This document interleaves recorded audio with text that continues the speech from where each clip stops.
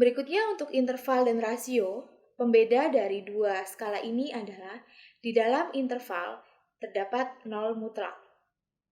Contohnya adalah suhu, sedangkan pada rasio, contoh datanya adalah berat dan pendapatan.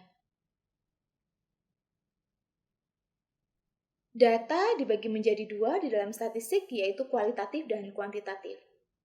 Seperti yang sudah saya singgung sebelumnya bahwa data kualitatif akan berisi data-data yang diukur dengan skala pengukuran nominal dan ordinal, sedangkan data kuantitatif adalah data-data yang berasal dari pengukuran data menggunakan skala nominal, skala interval, dan rasio. Maka suatu variabel kualitatif adalah variabel yang berisi data kualitatif. Sedangkan variabel kuantitatif adalah variabel yang berisi data kuantitatif. Jika dibedakan dari pengelompokan atau pengumpulan datanya, maka data dalam statistik bisa dibagi menjadi dua, yaitu cross-sectional dan time series. Cross-sectional adalah data yang dikumpulkan hanya dari satu waktu, tetapi banyak elemen. Contohnya seperti yang ditampilkan pada tabel 1.1. Tabel 1.1 adalah contoh data cross-sectional karena hanya dikolek atau dikumpulkan pada satu waktu, yaitu 2005, tetapi elemen yang dikumpulkan ada sebanyak 25. Sebaliknya, untuk data time series adalah data yang dikumpulkan dari berbagai rentang waktu, tetapi hanya satu elemen saja. Contohnya dapat dilihat pada gambar 1. Gambar 1 menunjukkan data tentang rata-rata volume dari galon, tetapi diamati dari rentang Mei 2004 sampai Oktober 2005.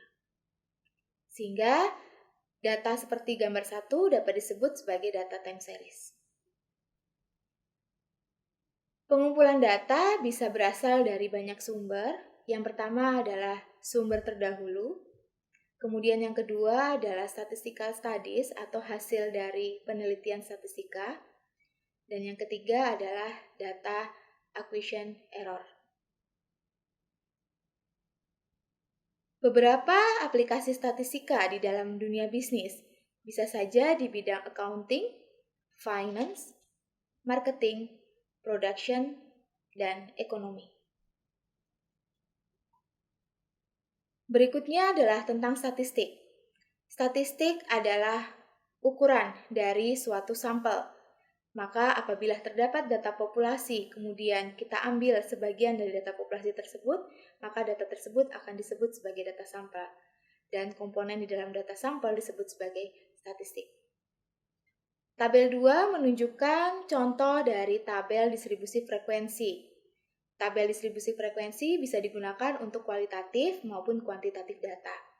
Untuk tabel nomor 2 adalah tabel distribusi frekuensi untuk data kualitatif.